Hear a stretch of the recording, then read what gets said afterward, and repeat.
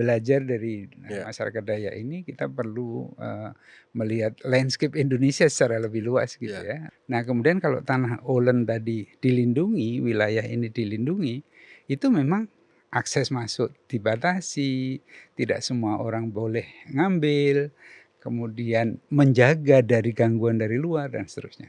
Dan kami belajar banyak justru dari mereka gitu. Artinya masyarakat, Dayak ini tidak melihat hutan seperti yang Seperti kita melihat, Bapak bayangkan, yes, ini ya udah betul. jauh ke dalam relung kehidupan pribadi Persis nilai-nilai luhur. persis, karena itu bagian dari kehidupan mereka.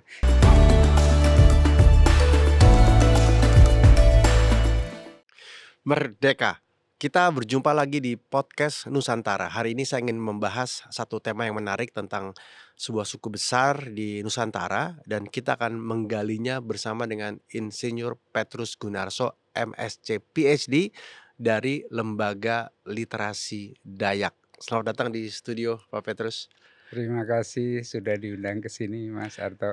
Peradaban Dayak itu sendiri yang hari ini menjadi salah satu yang sangat menarik sekali kalau kita bicara. Ya, Dari mana datangnya masyarakat Dayak? mhm, Lalu apakah Dayak itu juga sebuah identitas yang yang diberikan oleh pihak luar misalnya mhm. sehingga namanya menjadi Dayak? Boleh kami di bawah Boleh. bercerita Jadi itu? mungkin ada disclaimer dulu ya bahwa saya ini orang orang Jawa yang, kebetulan saya Katolik, kemudian, bertugas di Kalimantan untuk cukup waktu yang cukup panjang, Berapa lama tuh, Pak? mungkin sekitar 9 tahun lebih ya. Oke. Itu yang pertama di, Kalimantan Utara, kemudian di Balikpapan, dan banyak kegiatan kami di Kalimantan Tengah dan Kalimantan Barat. Nah, sehingga saya memahami pada waktu itu yang kami inginkan itu sebenarnya memperkenalkan pengelolaan hutan secara modern, karena Mmm, background saya kan kehutanan tadi kan. ya. Tetapi ternyata saya malah melihat bahwa saya banyak belajar malah dari mereka di dalam mengelola hutan itu sendiri. Nah, dari situ kemudian saya tertarik melihat kebudayaan masyarakat Dayak sendiri, itu karena memang mereka tinggal di pedalaman. Mmm, Jadi akses dari satu wilayah ke wilayah lainnya tidaklah sedemikian mudah. Nah, oleh karena itu secara secara budaya mereka memang berbeda-beda, tetapi memang anehnya dari seluruh pulau Borneo, komunitas itu disebut komunitas Dayak. Dimulai dari penyebutan oleh, Belanda zaman zaman penjajahan dulu, itu disebut orang pedalaman atau orang, interior gitu ya, di dalam bukan di pantainya gitu. Nah itulah yang kemudian, muncul istilah Dayak tadi. Nah kemudian di tahun 92 itu ada semacam, seminar internasional begitu, yang kemudian bersepakat menyebut suku-suku yang berada di seluruh, Borneo tadi, itu dengan istilah Dayak. Di Kamus Besar Bahasa Indonesia juga kemudian ditetapkan cara penulisannya dan juga, siapa mereka, deskripsinya gitu. ya, masyarakat Dayak ini memiliki begitu banyak, subsuku gitu ya, Variasi, yang sangat mungkin 400-an kira-kira ya, 400-an. artinya sub-sub, ini tetapi memang ada grup-grup besarnya juga. Jadi memang sepertinya mereka itu berbasis landscape ya, jadi wilayah tertentu, kemudian sub-sub gitu ya, kemudian wilayah tertentu lagi, kemudian sub-sub gitu ya. Masyarakat Dayak sudah mendalami atau tinggal ya di dalam, pulau besar Kalimantan ini jauh sebelum Nusantara merdeka ya, dan Mhm tentu saja mhm, di sana sudah ada sistem pemerintahan dalam tanda petik ya, betul, masyarakat iya, adat yang mhm mengelola. mhm Apa yang menarik dari sistem adat ini dan bagaimana sistem ini terus dijaga turun-temurun sampai sekarang? mhm. Jadi kalau pada waktu kami masuk ke Malinau itu, tadinya saya kan membawa pengetahuan, modern, mengenai pengelolaan hutan begitu ya. Kemudian pada waktu ke sana melihat, cara dan kebiasaan mereka melakukan, pengelolaan hutan, kami justru kemudian tertarik mempelajari sebenarnya justru bagaimana sih sebenarnya masyarakat Dayak itu mengelola. kajian awal kami itu sebenarnya kan berkaitan dengan desentralisasi. Pada waktu itu tahun 2004, 2005 setelah reformasi itu ya, itu kan ada upaya dari sentralistik zaman, Orde Baru menjadi, desentralistik. Nah, mempelajari desentralisasi di wilayah-wilayah seperti ini menarik sekali. Sebenarnya ternyata mereka itu bisa mengelola, hutan jauh lebih baik sebenarnya. Mmm. Namun karena semua itu waktu itu terpusat, ini maka terjadi semacam ketidakberterimaan sebenarnya kalau cara pengelolaannya seperti itu.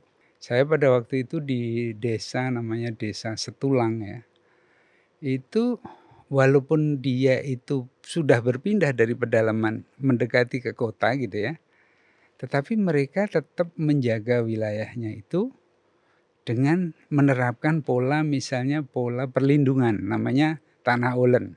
Mmm. Jadi kalau kalau kita kan menata hutan itu dibagi-bagi menjadi wilayah produksi, kemudian, lindung, kemudian Ya, konservasi gitu ya. ya. Kalau mereka ternyata juga dari dulu sudah melakukan hal itu. Nah kemudian kalau tanah ulen tadi dilindungi, wilayah ini dilindungi, itu memang akses masuk dibatasi, tidak semua orang boleh ngambil, kemudian menjaga dari gangguan dari luar dan seterusnya.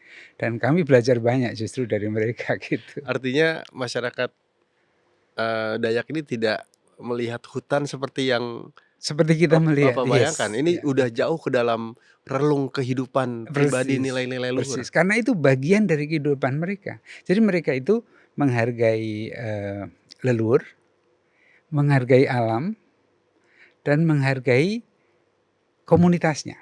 Nah ini yang sangat menarik menurut hemat kami, sehingga sehingga mereka itu terhadap alam tidak dalam tanda petik semena-mena gitu loh. Ya. Bagaimana proses pengelolaannya kalau begitu, Pak? Katakanlah tentang strukturnya, hukum adatnya, bagaimana kemudian proses itu bisa dijaga dengan baik oleh masyarakat Dayak? Justru, karena itu sudah inherited di dalam, budaya mereka gitu ya. Budaya mereka kan di awal-awalnya itu adalah berburu meramu gitu ya. Ya. Jadi mendapatkan, protein dari berburu, kemudian, menanam, nah ini yang menarik nih, menanam padinya itu dengan gulir balik. Artinya mereka itu membuka di satu tempat, tidak terus-menerus di situ menetap, tapi pindah pindah pindah dan seterusnya. Dan itulah yang sebenarnya di dalam pengelolaan hutan pun Yang kita benar. akhirnya seperti itu gitu. Memang membiarkan untuk waktu tertentu, setelah itu Jeda pindah, istilahnya biar ya, ada waktu untuk betul, bernafas lagi. untuk bernafas lagi. Itu yang seharusnya terjadi, namanya peladangan gulir balik. Apa yang Pak Petrus ketahui tentang hukum adat? Selama kami di sana itu adalah kepatuhan sebenarnya mereka pada, kebiasaan leluhur mereka. Jadi bagaimana menghormati air, bagaimana menghormati hutan, bagaimana menghormati tadi cara gulir balik tadi, kemudian bagaimana mereka makan secukupnya gitu ya. Kita yang di Jawa gitu Heeh ya, heeh, lalu melihat teman-teman di sana memiliki sudut pandang yang dalam konteks kearifan lokal itu sangat mhm kaya sekali, kadang mhm juga memiliki nilai-nilai yang sama. mhm Tapi saya sangat tertarik dengan sistem sosial yang mereka miliki dan mereka jaga tentu saja ya. mhm, Boleh cerita juga tentang rumah panjang, rumah bentang? betul. Nah kebetulan kalau kami pada waktu di, Kaltara itu, rumah betang yang besar itu sudah hampir tidak ada kalau saya boleh katakan ya, karena mereka sudah pindah dari wilayah yang tadinya sangat pedalaman, sudah mendekat ke Kota. kota gitu ya. Nah kemudian mereka membuat rumah betang itu malah justru disediakan untuk, tourism malahan gitu ya. Tetapi, kalau ditanya rumah betang kemudian konsepnya, konsep itu sebenarnya kan konsep adaptasi sebenarnya. Ya. Pada waktu kita berada di pedalaman di mana akses itu hanya jalan kaki gitu ya, kemudian masih ada binatang, liar, masih ada gangguan segala macam. maka mereka itu memang menyatu dan bersatu di dalam sebuah rumah betang tadi. Kebersamaan mereka itu ada. Jadi baik nanti kebersamaan di dalam mengolah makanan mereka, kemudian dari tata ruangnya pun juga ada ruang yang untuk bersama, tapi juga mereka punya bilik-bilik yang, privasinya Ya. dijaga. Saya baru kembali juga dari Kalimantan Barat kemarin, ada rumah betang besar gitu, tapi itu bangunan baru gitu ya. Oh. Kalau yang bangunan-bangunan sudah lama memang harus sudah lebih ke dalam lagi ya. Nah, sekarang kita masuk ke tato, Pak. Apa yang Bapak ketahui tentang tentang tato Dayak ini? Sepemahaman saya nih ya, Ya. saya harus mengakui bahwa itu memang ada kaitannya dengan budaya setempat, ada juga kaitannya dengan posisi, atau tingkat gitu ya, juga bisa dari sisi umur. Mmm. Ada yang memang setelah remaja kemudian dia sudah, kalau ini perempuan ya, Oh, ini kemudian pria dan wanita ya ya dua-duanya? dan wanita beda ininya, selain gambar tatonya berbeda. Apakah juga artinya ada tahapan-tahapan tertentu ya, Pak? Sesuai dengan perjalanan hidup katakanlah begitu. Persis, iya iya, Artinya persis. tato pada saat remaja, nanti pada Beda saat dengan ya dewasa akan ya, terus bet ada? ya ya, termasuk juga bagaimana, status posisi di dalam masyarakatnya. Ya, Sebagai ketua, adat itu beda lagi dengan ya. yang tidak gitu ya. Dan bicara teknik tentu saja juga Ya harus belajar banyak nih justru ke ya, betul masyarakat betul. Dayak. Kalau di tato modern dengan teknologi. Ya ya, itu harus ada puasa dulu, harus Oke. ada bahasa Jawanya tirakat gitu ya, harus Ya, ya, ya. benar-benar dipersiapkan dengan baik. Jadi ini bukan hanya soal atau bahkan bukan karya seni saja ya tanda petik ya, Pak, tapi Iya sebagai iya, sebuah, itu ada makna bagi mereka ya sebuah untuk makna yang. menyatakan ini status, baik status tadi kalau dari muda ke dewasa, ada status kepemimpinan dan seterusnya. Itu yang saya pahami begitu. Pak Petrus, saya tertarik dengan 400 suku tadi ya, yang kemudian Sub-suku maksudnya? sub-suku yang menyebar di seluruh Borneo kepulauan sebenarnya, pulau ya. Kalimantan. Antar suku-suku ini tetap ada perbedaan antar hukum adat, antar masyarakat adat, atau memang ada satu nilai yang sama yang memang kemudian disepakati? Sepemahaman saya memang landscape atau bentang alam pulau Kalimantan yang satu hamparan yang begitu luas ya. Yang membedakan mereka memang pada landscape, sub-landscape lagi gitu kan. Jadi wilayah dengan kondisi alam yang satu dengan yang lainnya kan berbeda-beda. Bahkan bahasa pengantarnya kan tidak sama. Nggak Memang sama. ya masing-masing mempunyai bahasanya sendiri-sendiri gitu ya. Tapi yang menyatukan mereka itu sebenarnya adalah dari dulu 4.000 tahun yang lalu memang sudah ada di situ dan berkembang. Kemudian di wilayah-wilayah tempat-tempat mereka tinggal tadi, itu mereka seolah-olah memang memang disatukan oleh landscape yang besar tadi. Mhm, mhm. Kemudian sub-sub suku yang terjadi itu karena memang setiap bentang alam kan punya keunikan tersendiri kan dari sisi jenis tanaman, dari jenis, binatangnya yang ada, kemudian dari ketinggiannya berbeda dan seterusnya. Itu menurut saya, asal usulnya dari situ. Kepercayaannya kalau begitu sebelum agama-agama masuk ya, Pak? Mhm mhm. Tadi Bapak bicara 4.000 tahun ya? Kepercayaan kepada Tuhan Yang Maha Esa itu memang sudah dari dulu ada.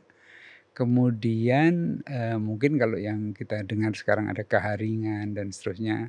Namun kemudian kan masuk, misi, kemudian mereka, ada yang perpindahan ke, apa itu, wilayah-wilayah tepian pantai, kemudian berinteraksi dengan kawan-kawan dari Melayu, kemudian yang lain, itulah yang sebenarnya kemudian masuklah agama-agama tadi yang dibawa oleh, pertukaran dan komunikasi dengan, dunia luar. Ya jadi ada semacam percampuran yang Pasti, hari ini tetap iya terus pasti. berjalan ya? Iya, betul betul. 2 tahun yang lalu kami kehadiran seorang etnofotografer, Ati Baktiar, Oke, iya iya yang iya, betul. berbagi foto-foto ini sangat luar Mhm, biasa sekali. betul betul. Memang itu bagian dari, menunjukkan, kesabaran dan kekuatan menanggung penderitaan gitu ya, sekarang sudah Banyak. nggak banyak. Ya ini jadi tantangan juga terkait isu kepunahan tadi ya, rumah sudah. Tapi Mmm, kalau tato saya rasa masih masih itu lumayan banyak masih ya, Pak. agak banyak, ya ya ya. Ya, mandau sekarang, Pak. Ini Mmm, juga ya, satu hal yang tidak bisa lepas dari masyarakat Dayak ya. betul betul. Apa makna mandau bagi masyarakat Dayak yang Bapak ketahui? Terkait juga sebagai sebuah simbol ya? Selain itu adalah alat untuk mereka, berburu, mereka, bertani, mereka mencari kayu gitu ya. Itu sebenarnya juga sebagai dalam tanda petik senjata untuk mempertahankan diri dan juga sekaligus lambang kekuasaan. Selain itu juga warisan dari Leluhur. leluhurnya. Kehadiran lembaga literasi Dayak ini menjadi menarik. Mmm, mhm mhm. Saya belum lihat ada lembaga sejenis untuk suku-suku yang lain ya. Bisa Bapak cerita tentang latar belakang dari Ya, lembaga ini? lembaga literasi Dayak sudah mungkin 10 tahunan ya berjalan. Mas Rizar Putra yang menginisiasi lembaga literasi ini, itu muncul karena, kesadaran beliau bahwa untuk maju, maka mereka harus literate gitu ya. Literate dari bukan hanya baca tulis, tetapi literate dari sisi kebudayaan, sejarah. Apakah artinya sudah banyak yang belum banyak yang hilang, belum dipahami atau apa yang terjadi, Pak?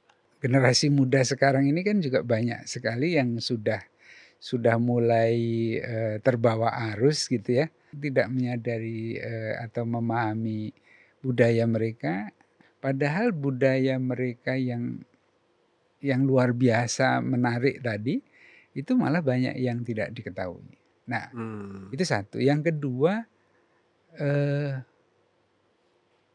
kebiasaan baca tulis, kemudian kebiasaan untuk memahami, ilmu pengetahuan yang berkembang baik di luar, maupun ilmu pengetahuan mereka yang belum tertulis, ini kan perlu dituangkan, perlu ditulis gitu ya. mmm, Nah, maka pada waktu Pak Masri ketemu saya dan, beliau itu ternyata sudah menerbitkan lebih dari 360 buku History of Dayak gitu ya. Kemudian, filosofi orang Dayak, kemudian cara bercocok tanam dan bertani orang Dayak dan mmm, seterusnya, mmm. itu sudah dia bukukan. Ini ada semangat untuk membuat, literasi dari dalam, karena banyak sekali informasi mengenai Dayak ini ditulisnya oleh orang Belanda atau orang dari luar. Oke. Tetapi mereka tidak pernah ada yang menulis dari dalam gitu ya. Nah, inilah semangat itu yang sebenarnya, ingin diangkat. Ada satu buku yang menarik yang terakhir, diterbitkan itu adalah eksploitasi masyarakat Dayak dari zaman ke zaman gitu ya. Dan bagaimana bumi Kalimantan dieksploitasi Mmm, dari zaman ke zaman juga gitu, dari zaman zaman, dulu sampai sampai sekarang. Gunanya adalah membangun kesadaran, apalagi sekarang akan ada, ibu kota negara di sana gitu ya. iya, Apa yang sebenarnya bisa bisa mmm, kemudian, mendorong supaya masyarakat yang berada di Kalimantan secara keseluruhan tadi, itu melihat kembali kebudayaan mereka, melihat kembali, apa yang pernah para leluhurnya, lakukan, dan bagaimana membawa kembali kehidupan yang lebih harmoni antara, generasi sekarang, leluhur mereka, dan alam sekitarnya yang sekarang telah berubah itu. Bagaimana itu harus harus dilestarikan atau dijaga supaya tidak terjadi bencana-bencana yang tidak perlu gitu. apakah kemudian juga ada satu stigma juga yang mendorong, kok orang Dayak sendiri tidak melakukannya ya? Mmm, Tapi apakah saya melihat dari sudut pandang yang berbeda? Artinya ada ketertarikan dari masyarakat luar untuk berpihak pada masyarakat Dayak, lalu ya, lahirlah lembaga-lembaga seperti ini dan mhm, memang itukah yang terus harus didorong? ya. Kebetulan tugas saya adalah bagaimana memperkenalkan, literasi Dayak ini kepada masyarakat lebih luas, karena masyarakat Dayak sendiri itu juga sekarang sudah, kalau tidak salah jumlahnya itu sekitar 8 juta seluruh dunia gitu ya, orang Dayak itu. Mereka sudah tersebar di mana-mana Ya. dan mereka yang berada masih berada di Kalimantan juga harus menjadi lebih maju dan, berkembang. Bagaimana membuat linkage, membuat Ya, hubungan, ya, ya. dengan pihak-pihak yang lain agar apa yang mereka atau budaya mereka apa yang bisa kemudian diintegrasikan juga dengan keseluruhan, negeri ini gitu ya, untuk kemajuan misalnya dalam hal, pengelolaan hutan.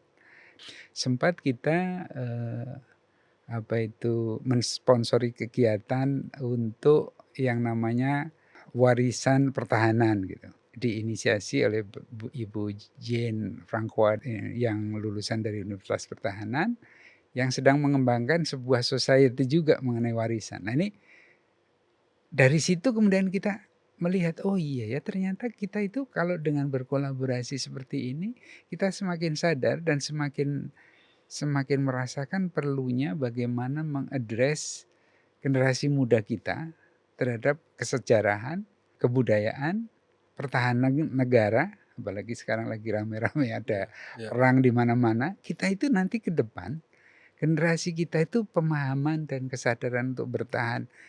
Bertahan untuk makan, cukup.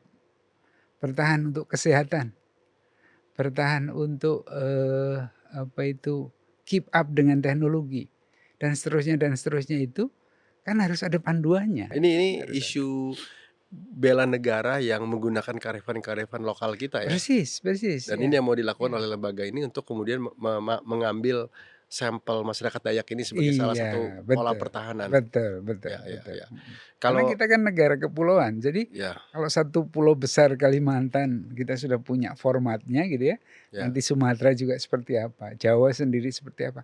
Ke depan kita itu akan mempunyai suasana dan representasi dari dunia loh, ya, karena masing-masing pulau tadi punya punya, apa itu, model. tantangan yang Ya, berbeda-beda. ya, Nah, ini saya kaitkan dengan kebiasaan dan apa yang telah kita lakukan dalam pembangunan sekarang. Semuanya seolah-olah akan disamaratakan. Ini yang menurut hemat kami belajar dari, ya. masyarakat Dayak ini kita perlu, melihat landscape Indonesia secara lebih luas gitu Ya. ya untuk Jadi itu. lembaga ini sebenarnya punya peran penting dalam, menjembatani ya, kebijakan-kebijakan pemerintah dalam implementasinya dengan Betul mengacu pada betul literasi-literasi lokal, kekayaan betul lokal betul. yang 4.000 tahun yang lalu sudah Ya sudah ya. dijalankan ya, Termasuk satu kira-kira satu begitu. satu literasi yang penting itu adalah, Credit Union Kelingkumang ya, yang terakhir ini buku kami yang barusan ini, itu karena Ini sistem keuangan ya, sistem keuangan, pertahanan keuangan. pertahanan keuangan, itu ternyata urunan awal 10.000 sekarang sudah menjadi 3 triliun gitu ya, karena mereka bersatu, kemudian mereka saling percaya, kemudian membangun credit union sebagai sebuah kooperatif gitu ya. Ya, Kami upayakan supaya itu juga dipahami di dalam, penyusunan koperasi yang sekarang gitu ya, ya. Jadi, eee, koperasi yang bentukan kalau dari atas gitu ya, dengan ini bentukan dari bawah, beda. beda enggak gitu ya. Dan ternyata ini bertumbuh lumayan baik gitu ya. Nah kenapa kita tidak menggali ini? Nah itulah yang kemudian kita angkat menjadi sebuah tulisan gitu ya. Bekerja sama dengan, Pak Agus Pakpahan itu, yang Profesor Agus Pakpahan itu dari IKOPIN, itu, beliau menceritakan koperasi internasional bisa berjalan, kenapa Indonesia enggak? Terus kemudian saya cerita, ada ini contohnya yang berjalan dari bawah gitu. Nah maka, discourse mengenai yang dari atas dan dari bawah, kemudian bagaimana koperasi bisa tumbuh, itu kami tuliskan gitu loh. Nah itu menjadi buku yang menarik. Mudah-mudahan jadi referensi. Bisa menjadi referensi, Ini betul. menarik karena kita memahami budaya Jawa, Bali yang sudah dipetakan sedemikian rupa, lalu kemudian bahkan menjadi semacam, mmm, panduan Mhm. kerjasama, narasi di berbagai kampus Mmm. di luar negeri, Ya. Batak juga sekarang sedang mulai dikembangkan Bet kerjasama, mmm. sekarang, Dayak lagi. Ini Ya. saya rasa perlu peran lebih banyak pihak ya, karena Mmm. kemudian proses pencatatan dokumentasian ini Betul. selain juga dilakukan oleh orang-orang Dayak sendiri, tapi ya ini kita udah bicara tadi aset bangsa, aset Betul. aset negara yang Iya iya. yang tentu saja pemerintah juga perlu, partner ya, mitra dalam Mhm proses mhm. pemetaan ini juga. Betul betul. Mudah-mudahan ini menjadi semacam semangat bersama kebinekaan itu, Iya. agar kita bisa Ya. mencatat itu ya, Pak. Itu esensi dari Bhinneka Tunggal Ika Iya sebenarnya kan, iya. karena kita beragam Iya. dan masing-masing komponen keragaman tadi sebenarnya punya kelebihan-kelebihan yang bisa kita eksplor, kemudian kita, perkuat agar, di dalam persatuan Indonesia itu kita benar-benar menjadi Iya. sebuah bangsa yang kuat kan sekarang. Bagi yang ingin tahu bagaimana kita bisa mengakses lebih dari 300 buku itu, Pak? Nah, itu kami sedang merencanakan akan ada sebuah library gitu ya, yang nantinya, bisa diakses oleh semua orang. Ya, keren. Kita punya banyak pusat budaya dari berbagai negara ya di Ya. Jakarta khususnya. Mmm. Kenapa nggak kita punya pusat Pusat budaya budaya. khusus buat Ya. suku-suku yang ada di Ya, Indonesia suku ya? Dayak. Jadi dikelola secara independen ya? Betul betul. Ya Ya baik. ya. Terima kasih Pak Petrus atas Baik, waktunya, terima atas kasih, saya juga pemahamannya. senang, ya. Demikian diskusi kita, ini menjadi panggilan PR penting bagi kita semua untuk menyadari bahwa kekayaan kita, Mhm. kekayaan suku-suku kita tentu saja perlu didokumentasikan dan didorong sebagai sebuah ilmu pengetahuan. Ya. Anda bisa mendorong semangat ini terus bersama-sama dengan menyaksikan YouTube channel kami, dengan nama Podcast Nusantara, dan jangan lupa unduh dan saksikan tayangan-tayangan inspiratif kami lainnya hanya di The iPlus. Podcast Nusantara, hidupkan cinta Indonesia. Indonesia.